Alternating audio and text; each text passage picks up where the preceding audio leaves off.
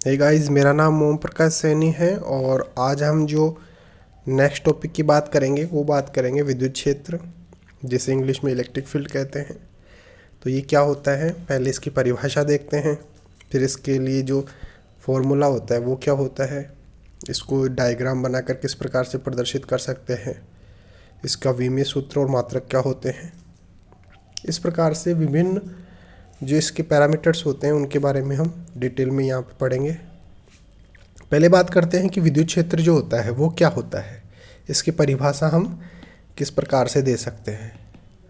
तो परिभाषा की बात करें तो किसी आवेश के चारों ओर का वह क्षेत्र जिसमें उसके वैद्युत प्रभाव के का अनुभव होता है विद्युत क्षेत्र कहलाता है। यानी कि मान लीजिए कोई आवेश है, ये क्यू आवेश है, इसके चारों ओर का वह क्षेत्र, मान लीजिए इसके चारों ओर का ये वो क्षेत्र है जहाँ पर उसके वैद्युत प्रभाव का अनुभव किया जा सके। वैद्युत प्रभाव का मतलब होता है कि अगर कोई दूसरा आवेश इस क्षेत्र में आता है तो वह इस आवेश के कारण आकर्षण या प्रतिकर्षण बल महसूस करता है। जैसे मान लीजिए यहाँ पे ये प्लस क्यू है और अगर कोई बाहर से प्लस क्यू आवेश आ रहा है तो समान प्रकृति के आवेश हैं तो ये एक दूसरे को प्रतिकर्षित करेंगे, यानी कि एक दूसरे को एक दूसरे से दूर धकेलेंगे। और अगर विपरीत प्रकृति का आवेश है, मान लीजिए क्यू आवेश है, माइनस क्यू है और ये प्लस क्यू है, तो ये एक दूसरे को आकर्षित करेंगे। तो किसी भी आवेश के चारों ओर का वह क्षेत्र जिसके अंदर वह आवेश अपने वैद्युत प्रभाव का अनुभव करता है उसे वैद्युत क्षेत्र कहते हैं। यहाँ पे हमने एक डायग्राम से बता रखा है कि ये कोई आवेश है और इसके चारों ओर का ये वो क्षेत्र है जहाँ पर यह वैद्युत प्रभाव का अनुभव करता है कोई भी अन्य आवेश। तो इसके जो चारों ओर का ये जो क्षेत्र है इसको ही हम बोलते हैं वैद्युत क्षेत्र। अब बात करते हैं वैद्युत क्षेत्र की तीव्रता क्या होती है, यानी कि इंटेंसिटी ऑफ इलेक्ट्रिक फील्ड, ये क्या होता है। कभी कभी क्या होता है कि मान लीजिए ये कोई प्लस क्यू आवेश है, Q1 मान ले, ये Q2 मान ले, ये Q3 मान ले। अब इनके चारों ओर कुछ क्षेत्र होगा। मान लीजिए इस आवेश का जो मान है वो कम है, इसलिए इसके जो चारों ओर जो क्षेत्र है वो थोड़ा कम दूरी तक बनेगा या कम प्रभावशील होगा। इसके कारण मान लेते हैं ज़्यादा होगा, इसके कारण और ज़्यादा होगा। तो इस प्रकार से हम विद्युत जो क्षेत्र की तीव्रता होती है उसको परिभाषित करेंगे। किसी स्रोत आवेश के कारण उसके विद्युत क्षेत्र के किसी बिंदु पर विद्युत क्षेत्र की तीव्रता उस बिंदु पर परीक्षण आवेश पर लगने वाला बल परीक्षण आवेश के अनुपात के बराबर होता है। यह एक सदिश राशि होती है जिसे ई वेक्टर से प्रदर्शित करते हैं। कहने का मतलब ये है कि मान लीजिए ये कोई प्लस क्यू आवेश है। अब इसके अंदर ये कोई विद्युत, यहाँ पे ये कोई बिंदु है, यहाँ पे कोई आवेश रख देते हैं क्यू नोट रख देते हैं। अब ये क्यू नोट हम इसको बोलते हैं वैद्युत परीक्षण आवेश। जो वैद्युत परीक्षण आवेश हो गया। अब ये आवेश इस आवेश पर कितना आकर्षण या प्रतिकर्षण बल लगाता है वो ही उसकी उस बिंदु पर विद्युत क्षेत्र की तीव्रता होगी। ये बिंदु ए है तो ये आवेश इस बिंदु पर कितना बल लगाता है ये उस विद्युत क्षेत्र की तीव्रता कहलाती है। तो हमने परिभाषा क्या दी कि किसी स्रोत आवेश ये हो गया। स्रोत आवेश के कारण इसके विद्युत क्षेत्र के किसी बिंदु पर ये इसके चारों ओर का विद्युत क्षेत्र हो गया। उस बिंदु पर परीक्षण आवेश पर लगने वाला बल, यहाँ पे हमने मान लिया ये क्यू नोट है और इस पर कितना बल लगाएगा एवं परीक्षण आवेश के अनुपात के बराबर होता है। तो ये कितना बल लगाएगा इसका मान कैसे निकालेंगे, ई बराबर होगा एफ अपॉन क्यू नोट, यानी कि क्यू नोट पर लगने वाला बल। तो इसका ये फॉर्मूला हो गया। विद्युत क्षेत्र की तीव्रता का F बराबर E बराबर F upon F Q not, ये इसका फॉर्मूला हो गया विद्युत क्षेत्र की तीव्रता का। अब बात करते हैं इसका मात्रक क्या होता है। अब विद्युत क्षेत्र की जो तीव्रता होती है वो सदिश राशि होती है, हमने यहाँ पे पढ़ा। सदिश राशि का मतलब होता है इसके प्रदर्शित करने के लिए तो परिमाण की आवश्यकता होगी और साथ में दिशा की भी आवश्यकता होगी। यानी कि मान लीजिए कि इधर कोई विद्युत क्षेत्र की तीव्रता जो है तो उसके अंदर ये डायरेक्शन है और ये मान लेते हैं उसका मान है। तो ऐसा ही मात्रक क्या होता है विद्युत क्षेत्र की तीव्रता का, ये F है यानी कि ये बल है और ये Q नोट यानी कि ये आवेश है। तो बल को हम किससे प्रदर्शित करते हैं, न्यूटन से, और Q नोट को यानी कि आवेश को किससे प्रदर्शित करते हैं, कूलाम से। तो ऐसा ही मात्रक क्या हो गया, न्यूटन प्रति कूलाम, जहाँ हम इसको बोल सकते हैं वोल्ट प्रति मीटर। 1 न्यूटन प्रति कूलाम बराबर जो होता है वो होता है 1 वोल्ट मीटर के। यहाँ पे हम देख सकते हैं, यहाँ पे हम देख सकते हैं कि जो 1 वोल्ट प्रति मीटर 1 न्यूटन कूलाम के बराबर होता है। अब बात करते हैं इसके विमीय सूत्र की, कि इसका विमीय सूत्र क्या होता है, उसके बारे में थोड़ा सा देख लेते हैं। परीक्षा में भी आपसे पूछा जा सकता है इसका मात्रक या विमीय सूत्र क्या होता है, लिखिए।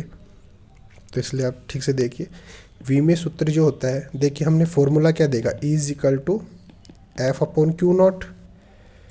F क्या है, बल, और क्यू नॉट क्या है, परीक्षण आवेश, यानी कि आवेश है, मान लेते हैं आवेश।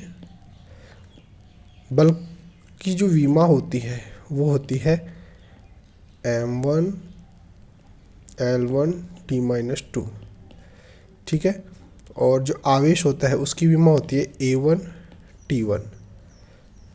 अब इनको हल करेंगे तो M1 तो रहेगा, फिर A ऊपर जाएगा -1, और T एक माइनस का ऊपर जाके ये हो जाएगा 1, और माइनस का 2 पहले से है तो T-3, और L1 पहले से है तो ये हो जाएगा M1 L1 T-3 A-1। तो ये इसका विमीय सूत्र हो गया विद्युत क्षेत्र की तीव्रता का। अब बात करते हैं कि बिंदु आवेश के कारण विद्युत क्षेत्र की तीव्रता क्या होती है। उसके लिए हम जो डेरिवेशन है वो देख लेते हैं। मान लेते हैं कि यहाँ पे कोई आवेश है Q, और इसके चारों ओर का ये जो क्या है, विद्युत क्षेत्र है। इससे R दूरी पर यहाँ पे एक आवेश रखा है Q नॉट, इसको बोलते हैं परीक्षण आवेश। तो ये तो हो गया स्रोत आवेश, और ये जो Q नॉट है ये हो गया परीक्षण आवेश। ये देखिए हम डायग्राम में प्रदर्शित किया हुआ है यहाँ पे।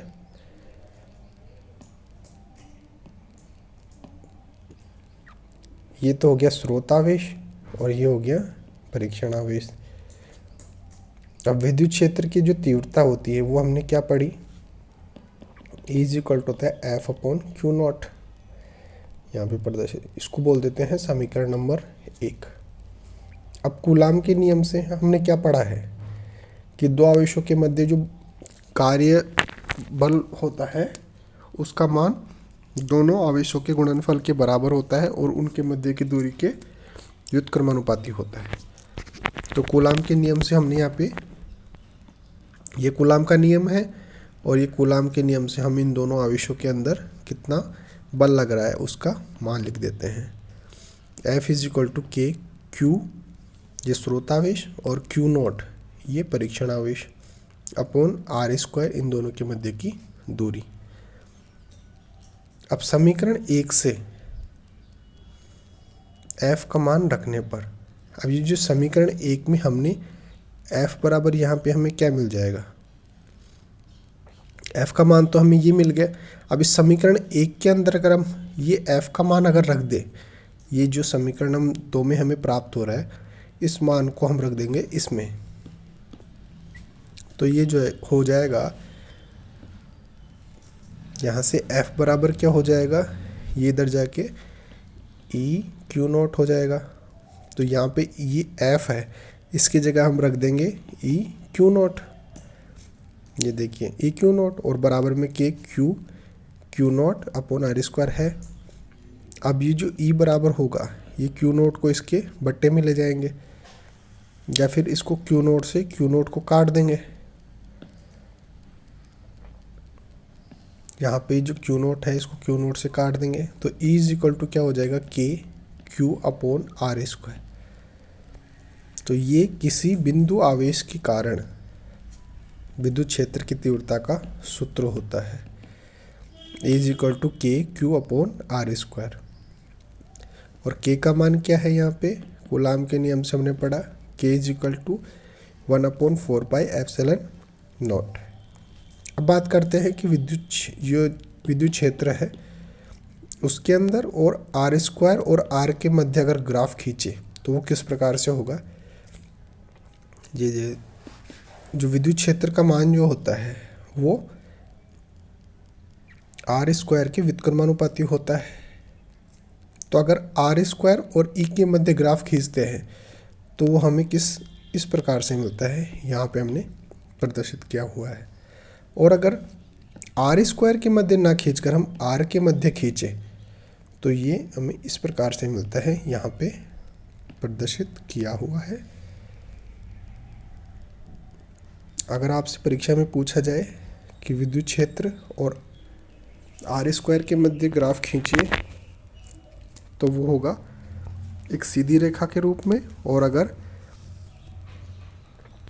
ई और आर के मध्य ग्राफ खींचा जाए तो वो इस प्रकार से होगा।